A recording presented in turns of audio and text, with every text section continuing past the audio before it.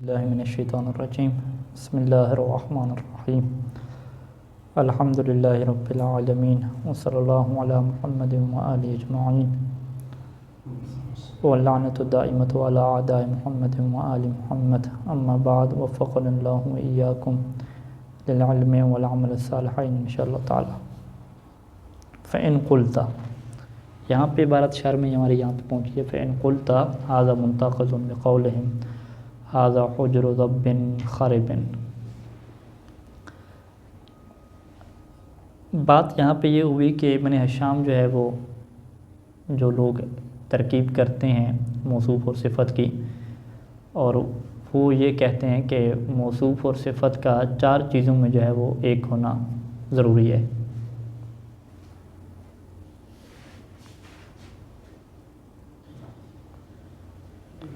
موصوف اور صفت کا چار کون سی چیزوں میں ایک ہونا ضروری ہے؟ ایک تو وہ اگر معرفہ اور نکرہ میں ایک ہونا ضروری ہے۔ موصوف اگر نکرہ ہے تو صفت بھی کیا ہوگی؟ نکرہ ہوگی۔ وہ اگر معرفہ ہے تو یہ معرفہ ہوگا۔ دوسرا اعراب میں ایک ہونا ضروری ہے، ٹھیک ہے، وہ مرفوع ہے، یہ مرفوع۔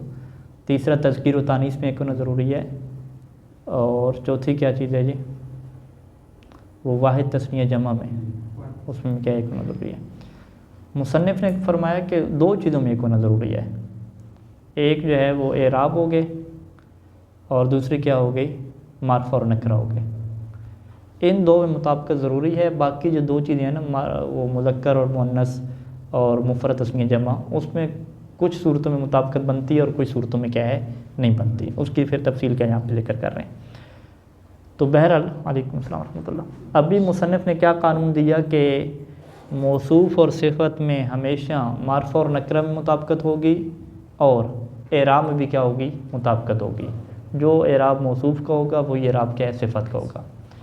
یہ جو مصنف کا قانون ہے، اس قانون کو کچھ لوگوں نے جو ہے وہ قدیم عربی زبان کی کچھ مثالوں سے کیا توڑا ہے۔ انہوں نے کہا کہ ہمارے پاس ایسی مثالیں بھی موجود ہیں کہ جس میں ہم آپ کو یہ بھی دکھا سکتے ہیں کہ موصوف مرفوع ہوتا ہے اور صفت کیا مجرور آ رہی ہے، اعراب میں بالکل مطابقت نہیں ہے۔ اور پھر ایسے اشعار بھی آپ کو ہم دکھا سکتے ہیں کہ جس میں موصوف جو ہے وہ نکرہ ہے اور اس کی صفت کیا آ رہی ہے؟ معرفہ آ رہی ہے، ٹھیک ہے۔ تو انہوں نے جو ہے وہ قدیم عربی زبان اور قرآن مجید کی آیات سے مصنف کے اس قانون کو توڑنے کی کوشش کی، اور مصنف اس کو لکھ رہے ہیں فإن قلت سے۔ فإن قلت، اگر آپ یہ اعتراض کریں کہ ھذا منتقض، ھذا یہ جو آپ نے قانون دیا، کون سا قانون دیا؟ کہ دو چیزوں میں یہ مطابقت کریں، معرفہ اور نکرہ میں اور اعراب میں۔ کہتے ہیں کہ یہ جو آپ کا قانون ہے منتقض بقولہم، یہ اہل عرب کے اس قول کے ذریعے سے ٹوٹ جاتا ہے۔ کون سا قول؟ یہ ان کا ایک قول مشہور ہے، ھذا حجر ضب خرب۔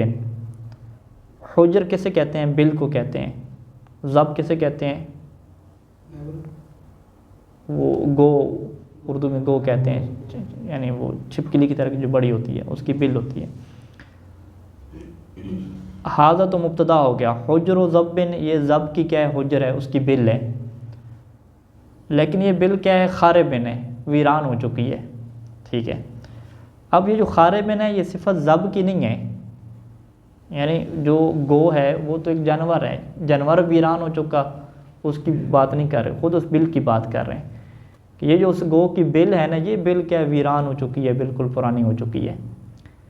تو حجر و ضب، حجر مضاف ہو رہا ہے اور موصوف ہے، ضب مضاف الیہ ہے، اور خاربن اس حجر کی کیا صفت ہے؟ صفت والا ترجمہ کرتے ہیں۔ اس کا ترجمہ ہم کیا کریں گے کہ یہ گو کی ویران بل ہے، ٹھیک ہے، یہ گو کی ایسی بل ہے جو ویران ہے، بالکل موصوف صفت والا ترجمہ بن رہا ہے، اور کوئی ترجمہ ہی نہیں بن رہا، ٹھیک ہے۔ اور آپ یہ نہیں کہہ سکتے کہ خاربن کیا ہے؟ اس کی خبر بن رہی ہے، خبر نہیں بن رہی، خبر خود حجر و ضب یہ خبر بن رہی ہے۔ مبتدا کیا؟ ھذا ہو گیا، ھذا یہ، ٹھیک ہے، یہ کیا ہے؟ حجر و ضب، یہ اس گو کی بل ہے اور یہ ویران بل ہے۔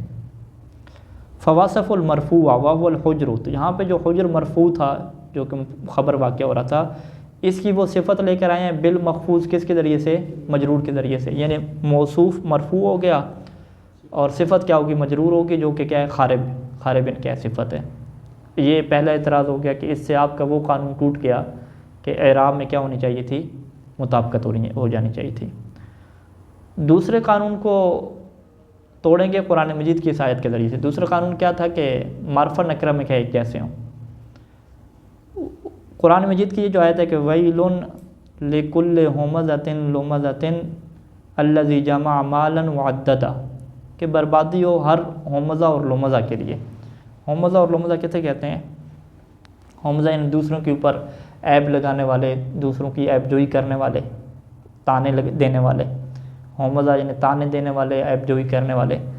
اب اس کے وہ معنی آگے پیچھے ہو جاتے ہیں، ٹھیک ہے، تو وہ دقیق دیکھ لیجئے گا کہ ہومزہ کا مطلب تانے دینے والا اور لومزہ کا مطلب عیب جوئی کرنے والا، یا اس کا کیا الٹ ہوگا۔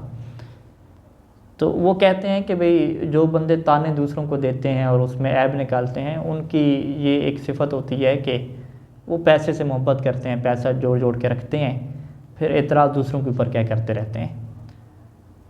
تو اب یہاں پہ کیا ہوا؟ صورتحال یہ بن رہی ہے کہ ویل لکل، ٹھیک ہے، کل کیا ہو رہا ہے؟ آگے مضاف ہو رہا ہے، ویل یہ مبتدا ہو گیا اور لکل یہ جار مجرور کیا اس کی خبر ہو رہی ہے۔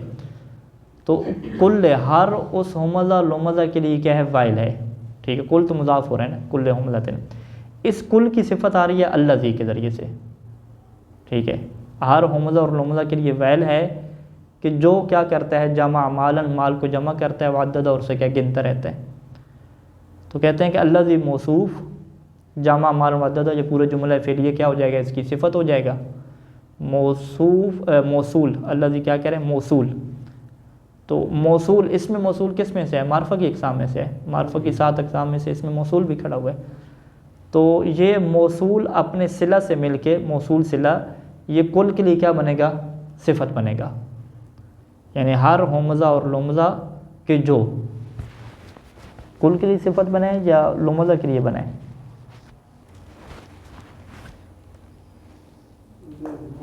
اسی کل کے لیے بنائیں گے، ٹھیک ہے، ہر اس کل کے لیے نہیں، کل کے لیے نہیں، خود حمزہ کے لیے بنا سکتے ہیں، کل کے لیے بنا سکتے ہیں، حمزہ کے لیے بنا سکتے ہیں، بہر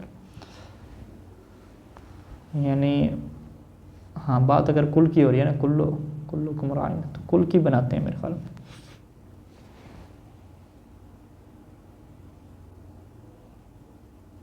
کل کی ہے، ٹھیک ہے، اچھا۔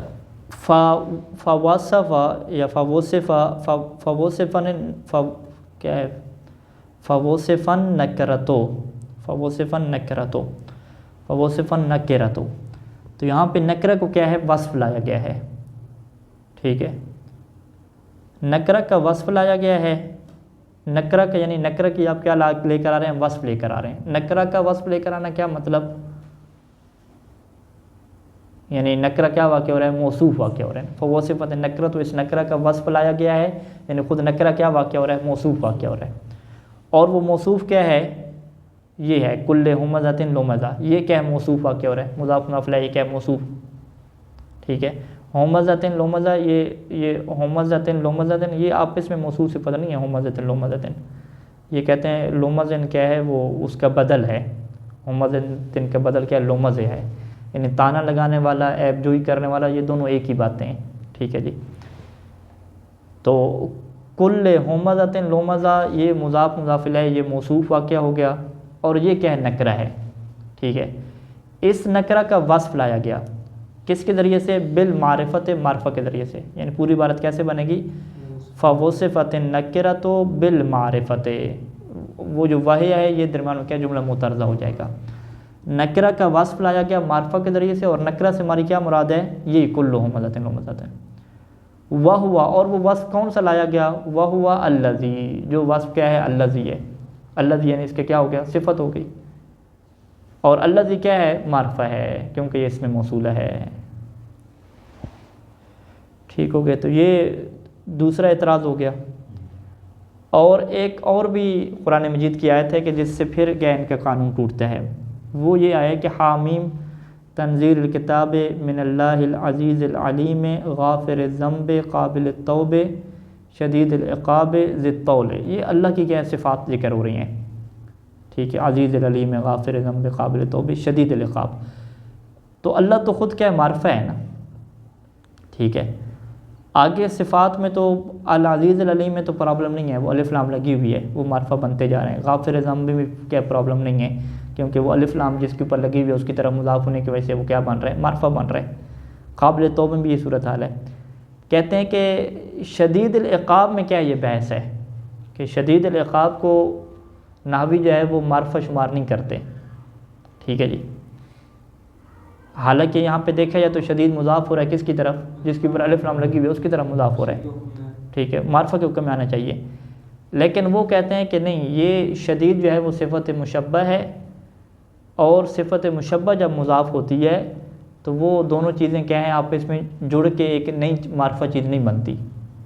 ٹھیک ہے، یہ ہم نے پیچھے پڑھا تھا، اضافت کی دو قسمیں پڑھی تھیں، اضافت لفظی اور اضافت معنوی.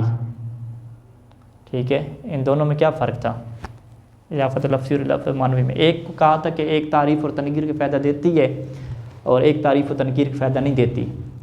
جو اضافت معنوی تھی نا، اس کے بارے میں کیا کہا تھا کہ یہ تنکیر اور تعریف کا فائدہ دیتی ہے. اور جو لفظی ہوتی ہے نا، یہ فقط بس لفظوں میں بات ہوتی ہے، وگرنہ وہاں پہ تعریف اور تنکیر والا آپ معنی نہیں لینے چاہ رہے ہوتے. وہاں پہ کہا تھا کہ یہ جو اضافہ لفظی ہوتا ہے کہ جب آپ ایک صفت کو یا کس کو، اسم فاعل کو آپ جب مضاف کرتے ہیں، ضارب زیدن، ٹھیک ہے، یعنی اس کو مضاف کر رہے ہیں اپنے فاعل کی طرف یا اپنے مفعول کی طرف، ایک اسم فاعل کو مضاف کر رہے ہیں اپنے فاعل کی طرف یا اپنے مفعول کی طرف، تو وہاں پہ وہ معنی فعل والی ہوتا ہے کہ ہو ضارب زیدن، کہ وہ کیا زید کو مارنے والا ہے، ہو ضارب رجل، وہ رجل کو مارنے والا ہے. اس میں یہ سسٹم نہیں ہوتا کہ آپ جو رجل ہے یا ضارب ہے یا خود جو ضارب ہے یہ کیا بن جائے، یہ معرفہ بن جائے. اس کو معرفہ بنانا آپ کا مقصد نہیں ہوتا کہ آپ ضارب کو معرفہ بنائیں، آپ کیا ہے شدید کو معرفہ بنائیں، علیم کو کیا معرفہ بنائیں. معرفہ بنانا مقصد نہیں ہوتا، بلکہ وہ جو اضافہ ہوتا ہے اس کا اپنے فاعل کی طرف اضافہ ہوتا ہے یا کیا مفعول کی طرف اضافہ ہوتا ہے. کیوں خادم صاحب، یہی اضافہ لفظی ہے نا، ملی ہے نا. کیا لکھا ہوا اضافہ لفظی کی تعریف میں؟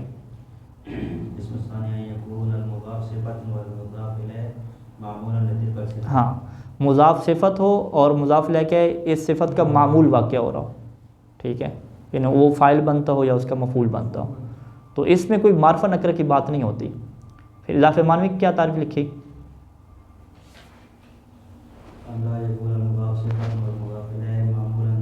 ہاں، مضاف صفت نہ ہو اور اس کو مضاف لے کے معمول نہ ہو. وہاں پہ کیا لکھا کہ تعریف ہوگی یا نہیں ہوگی؟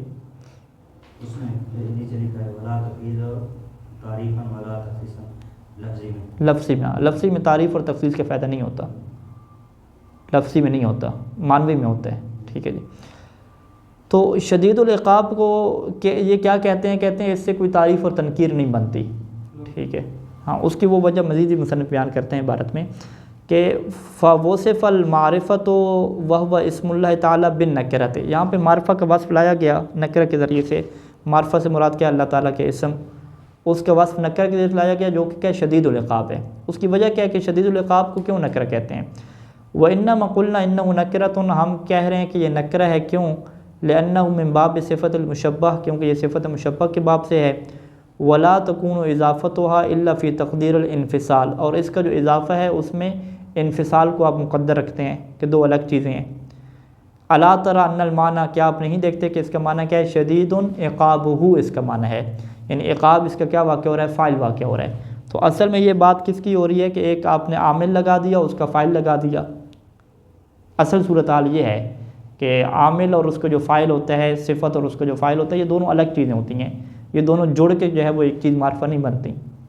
جس طرح ضارب زیدن ہوتا ہے، عامل اور معمول ہوتے ہیں. ٹھیک ہے، عامل اور معمول تو مضاف مضاف الیہ بھی ہوتے ہیں. ٹھیک ہے، لیکن یہ عامل و معمول کیا ہوتے ہیں، الگ الگ ہوتے ہیں. یعنی ایک فاعل واقع ہو رہا ہوتا ہے، ایک فعل کی جگہ پہ ہوتا ہے. اس طرح کا انفصال ہوتا ہے کہ الا تری ان المعنی شدید العقاب لا ينفك في المعنى عن ذلك، کہ یہ اپنے معنی میں کیا ہے، اس چیز سے جدا نہیں ہوتا. کیا کہتے ہیں لا ينفك في المعنى عن ذلك، کہ فی تقدیر الانفصال، کہ یہ انفصال کی تقدیر میں ہے. اور ولا ينفك في المعنى عن ذلك، معنی میں یہ اس انفصال سے جدا نہیں ہوتا. آپ یوں کہتے ہیں ایک طرح سے.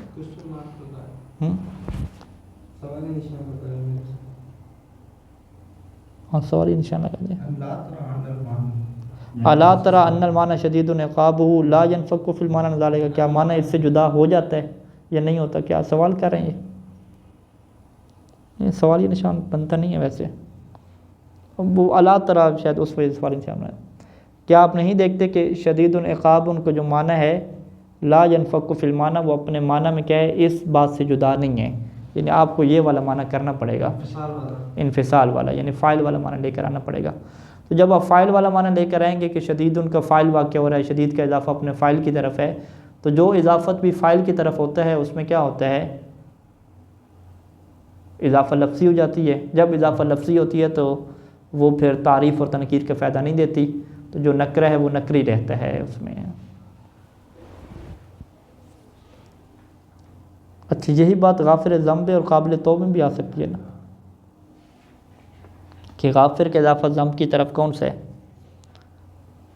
غافرن ذنبن نہیں، بلکہ یہ غافر کا اضافہ ذنب کی طرف ہو رہا ہے، قابل کا اضافہ جو توبہ کی طرف ہو رہا ہے.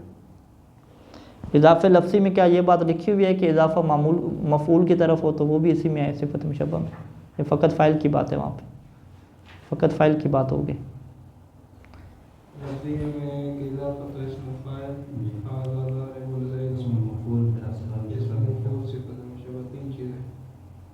یعنی اس میں فاعل کا اضافہ فاعل کی طرف، اس میں مفعول کا اضافہ مفعول کی طرف، اور صفت مشبہ کا اضافہ فاعل کی طرف، یہ بات لکھی ہوگی نا. یعنی جو مفعول کی طرف اضافہ ہے نا کسی اس میں فاعل کا، وہ اس میں نہیں ہے اضافہ لفظی میں. تو غافر ذنب اور قابل توب میں کیا ہو رہا ہے کہ ذنب اور جو توب ہے وہ اس کا مفعول واقع ہو رہے ہیں نا. ٹھیک ہے، تو یہ اس کو اضافہ لفظی میں کیا ہے شمار نہیں کرتے. شدید العقاب میں جب آئے تو کہا کہ عقابہ شدید، یہاں پہ شدید یہ نہیں ہے کہ اللہ عقاب کو شدید کرنے والا ہے، ٹھیک ہے، بلکہ یہ اللہ کی صفت بن گئی کہ اس کا عقاب شدید ہے. اللہ شدید کرنے والا نہیں ہے، اس کا عقاب کیا شدید ہے. تو جب اللہ کا عقاب شدید ہے تو پھر یہ اضافہ فاعل کی طرف ہو گیا شدید کا. جیسے شدید کا اضافہ فاعل کی طرف بنے گا تو یہ اضافہ لفظی میں کنورٹ ہو جائے گا. اضافہ لفظی میں کنورٹ ہونے کی وجہ سے اب اس کو آپ کیا ہے معرفہ نہیں کہہ سکتے.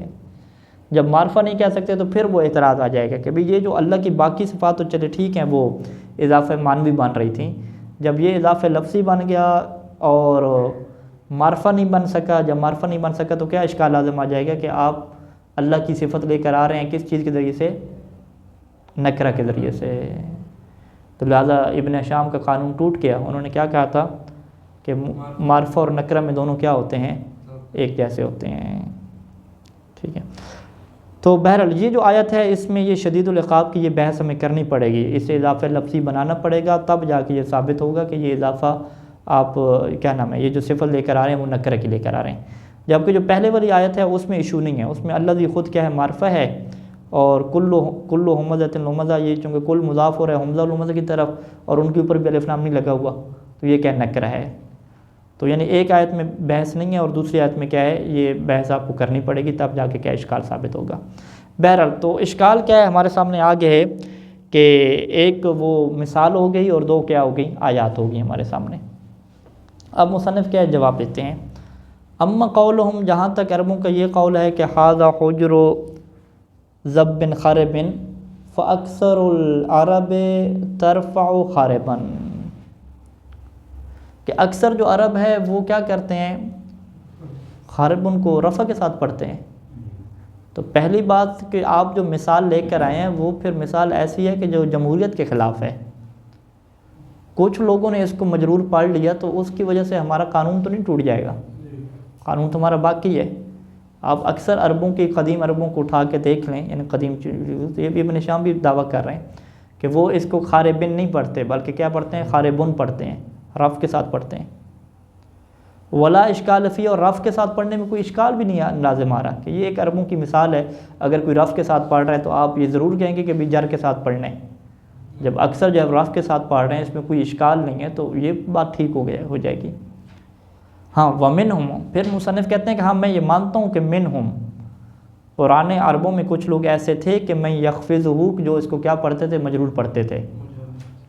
لیکن وہ بھی اگر مجرور پڑھتے تھے تو وہ اس بنیاد پہ نہیں پڑھتے تھے کہ ان کا یہ نظریہ تھا کہ صفت اور موصوف میں اعراب میں مطابقت نہیں ہوتی. وہ مطابقت کے قائل تھے، لیکن ایک اور ان کی چیز تھی، وہ کیا، اس کا نام انہوں نے کیا رکھا ہوا تھا، مجاورہ رکھا ہوا تھا۔ اور مجاورہ کیا ہوتا ہے کہ پڑوسیوں کی وجہ سے پڑوسی کی حالت میں ڈل جانا تاکہ وہ آسانی ہو جائے، حالات کیا ایک جیسے رہیں، آپ الگ تھلگ بن کے نہ رہیں۔ تو یہ پرانے عربوں کے یہاں مجاورہ ہوتا تھا کہ جب وہ کلام کرتے تھے، گفتگو کرتے تھے، تو اعراب مجاورہ کی وجہ سے کیا ہے، وہ ضمہ کی طرف کسرہ میں جانا اور کسرہ سے ضمہ کی طرف جانا، یہ تھوڑا ان کے لیے کیا ہوتا تھا، ثقیل ہوتا تھا۔ تو لہٰذا جب انہیں ضمہ سے کسرہ کی طرف آنا، یعنی کسرہ سے دوبارہ ضمہ کی طرف جانا پڑتا، تو وہ کیا کرتے، کسرہ کے بعد سیدھا کس کی طرف آ جاتے، کسرہ کی طرف ہی آ جاتے تھے۔ اب یہ جو مثال ہے کہ حاذا حجر و زبن کے اوپر کسرہ آ گیا، اب زبن کے بعد دوبارہ کیا کہنا تھا، خاربن کہنا تھا، تو کسرہ سے دوبارہ کیا ہے، اوپر کی طرف چڑھائی ہوگی، ضمہ کی طرف جانا ہوگا، تو یہ کیا ہو گیا، ان کا ثقیل ہو گیا۔ تو اس ثقل کو ختم کرنے کے لیے انہوں نے قانون مجاورت جاری کیا کہ بھئی اگر کسرہ ہے تو اس کے بعد والے کو بھی کسرہ دے دو، ٹھیک ہے۔ قانون اتباع بھی ایک ان کا ہے کہ پہلے والے کو کسرہ دے دیتے ہیں، بعد والے کو کسرہ دیکھ کے۔ تو اتباع اور جو مجاورت کے قوانین ہیں، یہ فقط زبان کے ثقل کو ختم کرنے کے لیے ہوتے ہیں، نہ کہ اس سے کیا ہے قوانین کیا ٹوٹ جایا کرتے ہیں۔ کما قال الشاعر، جیسا کہ یہ جو شاعر کہتا ہے اس مثال میں، قد یؤخذ الجار بجرم الجار، تو یہ یہاں پہ جیسے یہاں پہ بجرم الجار، تو جرم کے اوپر بھی کسرہ، جار کے اوپر بھی کسرہ، تو یہ ان کا ایک مجاورت کا قانون چلتا تھا، تو اسی طریقے سے یہاں پہ کہہ دیا۔ اگرچہ اس شعر میں جارے کا کسرہ ٹھیک ہے، اس پہ کوئی ایشو نہیں ہے، یعنی جارو پڑھنا وہاں پہ کوئی ایشو نہیں ہے، لیکن یہ انہوں نے مثال دے دی کہ یہ جس طریقے سے یہاں پہ مجاورت چل رہی ہے، حالانکہ یہاں پہ مجاورت نہیں چل رہی، حقیقی طور پہ ایک بات چل رہی ہے، جار کے جرم میں جار کو اٹھا دیا۔ ہاں نہیں، جرم جارے کو مکسور کیوں پڑھا یہاں پہ، مضاف الیہ کی وجہ سے پڑھا نا، یعنی جار کو اٹھا لیا جاتا ہے جار کے جرم میں، ٹھیک ہے۔ تو جار کو جار کے جرم میں اٹھا لیا جاتا ہے، یہ نہیں ہے کہ وہ یہ بیان کرنا چاہتے ہیں کہ اس شعر کے اندر کیا ہے کوئی مسئلہ ہے۔ ایک انہوں نے محاورہ بولا کہ یہ شعراء کہتے تھے کہ جار کے پڑوسی کے جرم میں پڑوسی کو اٹھا لیا جاتا ہے، تو یہ جو اعراب ابھی اٹھایا گیا، کسرہ رکھا گیا، یہ بھی ایسی ہے کہ پڑوسی کا جرم تھا تو اس کو بھی کیا کسرہ دے دیا گیا، وگرنہ اس کا حق کیا تھا، ہاں تشبیہ دے رہے ہیں بس، ٹھیک ہے۔ وہ مرادهم بذلک، اس قانون مجاورت سے ان کا مقصد کیا ہوتا ہے کہ ان یناسبوا، کہ وہ کیا ہے مناسبت پیدا کریں، کس کے درمیان، بین المتجاورین، کہ جو دو متجاور ہیں ان کے درمیان مناسبت پیدا کریں، فی اللفظ، فقط لفظ میں کیا ہے مناسبت پیدا کریں کہ لفظ ایک جیسے ہو جائیں، یہ نہیں ہے کہ وہ معنی بھی کیا ہے وہ الگ سے کر رہے ہیں۔ اب اگر معنی میں آپ یہاں پہ تبدیلی کرتے ہیں اس مثال میں، تو خاربن اگر آپ کس کو صفت بناتے ہیں، زبن کی صفت بناتے ہیں، تو یہ تو معنی گڑبڑ ہو جائے گا نا، کہ وہ کہہ رہے ہیں کہ وہ جو گو ہے وہ گو ویران ہے، تو گو تو ویران نہیں ہوتی، اس کا بل ویران ہوتا ہے، تو لہذا معنی کی ان کی مراد نہیں ہوتی، فقط وہ لفظوں کو کیا ہے ایک جیسا کیا بنانا چاہ رہے ہوتے ہیں۔ وَإِنْ كَانَ الْمَعْنَى عَلَى خِلَافِ ذَلِكَ، اگرچہ معنی کیا ہے اس لفظ سے ہٹ کے ہوتا ہے، اس کے برخلاف ہوتا ہے۔ وَعَلَى هَذَا الْوَجْهِ، پس اس بنیاد پہ، ففی خاربن میں اصل میں کیا ہے، ضمۃ مقدرۃ، کہ اس کے اوپر ضمہ ہی ہے، حقیقت میں مقدر میں ضمہ آیا ہوا ہے، رف ہے، کہ منع من ظہورها، کہ جس کے ظاہر ہونے کو منع کر دیا ہے، کہ اشتغال الآخر، کہ اس خاربن کا جو آخری حرف ہے وہ مشغول ہو گیا ہے بحرکت المجاورت، ایسی حرکت کہ جو مجاورت کی وجہ سے کیا لائی جا رہی ہے۔ وَلَيْسَ ذَلِكَ، یہ مجاورت والی جو حرکت آ رہی ہے، یہ لَيْسَ ذَلِكَ بِمُخْرِجٍ لَهُ عَمَّا ذَكَرْنَاهُ، یہ اس چیز کو خارج نہیں کر دیتی، اس چیز کے لیے مخرج نہیں بنتی، یعنی معنی نہیں بنتی کہ عَمَّا ذَكَرْنَاهُ، کہ جو ہم نے ذکر کیا تھا، وہ کیا ذکر کیا تھا کہ مِنْ أَنَّهُ تَابِعٌ لِمَنْعُوتِهِ فِي الْإِعْرَابِ، کہ یہ جو نعت ہوتی ہے یہ اپنے منعوت کے اعراب میں کیا رہتی ہے، تابع رہتی ہے، تو یہ اس کو ختم نہیں کر دیتی یہ چیز۔ اس کی اور مثالیں بھی ہمارے پاس موجود ہیں، جیسے کہ مبتدا خبر مرفوع ہوتے ہیں، سب لوگ اس کو مانتے ہیں، لیکن حسن بصری کی آپ قرات میں چلے جائیں تو وہ الحمدللہ پڑھتے ہیں، الحمدللہ نہیں پڑھتا، ٹھیک ہے۔ تو اب اس سے پوچھیں بھی دال کو کسرہ کیوں دے رہے ہو، اس نے کہا بعد میں بھی تو کسرہ ہے، اب الحمدو کو پھر دوبارہ میں کسرہ کی طرف جاؤں تو وہ ایسا نہیں جاتا، ضمہ سے کسرہ کی طرف، ٹھیک ہے، اتباع کا الٹ ہو گیا، یعنی بے کسر دال ہے، اس نے دال کو کسرہ دے دیا، اتباع لکسرت اللام، کیونکہ بعد میں جو اللہ کی لام آ رہی ہے اس کی کیا کرتے ہوئے، اتباع کرتے ہوئے، تو یہ قانون اتباع ہے، قانون مجاورت کی طرح کیا ہے، قانون اتباع ہے۔ پہلے ہونا چاہیے، ہاں وہ پہلے ہونا چاہیے، وہ کہتے ہیں کہ مطبوع آگے چل رہا ہوتا ہے تابع اس کے پیچھے ہوتا ہے. ایسے نہیں ہوتا. موصوف جس طرح پہلے ہوتا ہے صفت بعد میں ہوتی ہے اسی طرح سے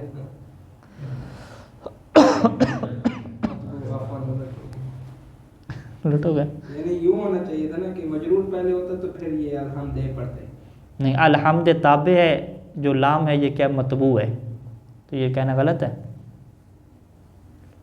تابع یعنی تابع پہلے آ گیا، مطبوع بعد میں آ رہے. جس طرح تابع یعنی پہلے نہیں آتا، پہلے مطبوع آتا ہے بعد میں تابع آتا ہے. یوں کہنا چاہ رہا. تو یہاں پہ یعنی تابع پہلے آ گیا اور مطبوع کے بعد میں آ رہے ہیں. تو اگر آپ ترتیب بنائیں چلنے والی، اس میں آپ کیا کہتے ہیں کہ مطبوع آگے کھڑا ہوتا ہے، تابع اس کے پیچھے کھڑا ہوتا ہے نا. ہاں اتباع. تو یہاں پہ بھی الحمد پہلے کھڑا ہوا ہے، تابع بعد میں کھڑا ہوا ہے. یوں کر کے ہاں ذہنی طور پہ ہاں ترتیب آگے پیچھے کر لیں. ولا یمنع من ذلك ايضا قول فی الحکایت، یہ دوسری چیز ہوگی. اور اسی طریقے سے کہتے ہیں کہ یعنی ایک تو کیا ہو گیا، یہ مجاورہ والی آپ نے مثال دے کر آئی، یہ قانون کو نہیں توڑتی. دوسری اتباع کی وجہ سے جو حرکت دے دیتے ہیں وہ قانون کو نہیں توڑتی. اور تیسری ایک حرکت ہوتی ہے حکایت کی وجہ سے، وہ بھی قانون کو نہیں توڑتی. یعنی اس نے پوچھا کہ حل ضربت زیدن، اس نے کہا کہ من زیدن، کون زید. اب من زیدن میں کیا ہے، ترکیب کیا کرتے ہیں من زیدن کی، من کیا ہے خبر مقدم کہتے ہیں، اور زیدن کیا مبتدا مؤخر، مبتدا خبر بناتے ہیں نا. تو اس نے آگے سے کیا کہہ دیا، من زیدن کہہ دیا. اس نے پوچھا حل ضربت زیدن، اس نے کہا من زیدن. تو یہ من زیدن کہنا ٹھیک ہے کہتے ہیں. وہ کیوں ٹھیک ہے کہنا من زیدن، کیونکہ اب آپ کیا کہیں گے کہ بھئی مبتدا تو کیا ہوتی ہے، مرفوع ہوتی ہے، خبر ہی مرفوع ہوتی ہے، تو یہ زیدن کیسے ہو گیا اس کو اگر آپ مبتدا مؤخر بنا رہے ہیں. تو وہ جواب کیا دیں گے کہ میں نے فقط اسی کی بات کی نقل کی ہے بس. وہ کہہ رہا تھا حل ضربت زیدن، میں نے سیدھا کہہ دیا من زیدن. حل مررت بزیدن، میں نے کہہ دیا من بزیدن، من زیدن یوں کہہ دیا، حرف جارہ بھی نہیں لگایا. تو یہ اسی کی بات کو نقل کرنا، اس کی بات کو حکایت کرنے والا اعراب لا رہے ہیں، نہ کہ وہ جو نحوی تھا بولنے والا جو عرب تھا اس نے قانون ہی توڑ دیا. اس نے کہہ دیا کہ اب جو مبتدا اور خبر ہے یہ کیا ہو سکتے ہیں، منصوب بھی ہو سکتے ہیں. اس کی کہنے کا یہ مطلب نہیں تھا. یعنی ولا یمنع من ذلک ایضا، اور اس قانون سے یہ بات بھی منع نہیں کرتی کہ جو عرب لوگ کہتے ہیں حکایت کے دوران من زیدن وہ کہہ دیتے ہیں، حالانکہ من زیدن ہونا چاہیے، یا من زیدن خفض کے ساتھ کہہ دیتے ہیں. ٹھیک ہے، یہ کب کہتے ہیں، اذا سألت من قال، کہ جب آپ سوال کریں، من اس سے، کس سے آپ سوال کریں، من قال جس نے یہ جملہ کہا ہو. کیا جملہ کہا ہو، رأیت زیدن، یا یہ جملہ کہا ہو مررت بزیدن. آپ اس سے سوال کریں یہ والا کہ من زید، تو آپ اس کی حکایت میں کیا یہ کہہ دیتے ہیں. اگر اس نے یہ آپ سے بات پوچھی ہے رأیت زیدن، تو آپ بدلے میں کیا کہیں گے، من زیدن. اس نے یہ جملہ لگایا ہے مررت بزیدن، تو آپ جملے میں کیا کہیں گے، من زیدن. ٹھیک ہے، یا اس نے کہا رأیت زیدن، ہاں اس کو سوال نہ بنا، رأیت زیدن کہیں. اذا سألت من قال، جب آپ سوال کریں اس بندے سے جس نے یہ جملہ کہا ہو، خود کہا ہو، یعنی اس نے خود کہا ہے کہ رأیت زیدن. ٹھیک ہے، یا اس نے کہا مررت بزیدن، تو آپ اس سے سوال کریں کہ من زیدن یا من زیدن. اور آپ کا ارادہ کیا ہو، اردت ان تربط کلامک بکلامہ بحکایت الاعراب، کہ آپ اپنے کلام کو اس کی کلام کے ساتھ جوڑ دیں اعراب کی حکایت کرتے ہوئے، کہ جیسے اس نے اعراب لگائے ویسے ہی کیا ہے آپ بھی اعراب لگا دیں. تو بہرحال تو یہ مصنف نے کہا 3 مثالیں پیش کر دیں کہ مجاورہ، اتباع اور حکایت کی وجہ سے جو اعراب آگے پیچھے ہوتے ہیں وہ قانون کو ہمارے نہیں توڑا کرتے. تو لہٰذا جو آپ عربوں کی مثال اٹھا کے لائیں، یہ مثال مجاورہ والی مثال تھی، اس کی وجہ سے ہمارا قانون کیا نہیں ٹوٹا. قانون اب بھی باقی ہے کہ موصوف صفت کا اعراب کیا ہوتا ہے، ایک جیسا ہوتا ہے. یہ کیا ہو گیا، جواب ہو گیا. وقت تبین بہذا صحت قولنا، اور اسی بیان سے ہمارا یہ قول بھی صحیح ہو جائے گا کہ ہمارا یہ قانون بالکل صحیح رہے گا. کون سا قانون، کہ ان النعت لا بد، کہ نعت میں یہ چیز ضروری ہوتی ہے کہ ان یتبع منعوتہ، کہ وہ اپنے موصوف کے تابع ہو، فی اعراب ہی، اس کے اعراب میں بھی، و تعریف ہی و تنکیر ہی، اور اس کے معرفہ اور نکرہ ہونے میں بھی. لیکن یہاں پہ معرفہ اور نکرہ ہونے کی جو آیات کا جواب ہے وہ مصنف نے کیا ہے نہیں دیا، آگے موضوع چینج کر دیا اور باتیں کیا شروع کر دیں۔ صلی اللہ علیہ محمد و آلہ اجمعین۔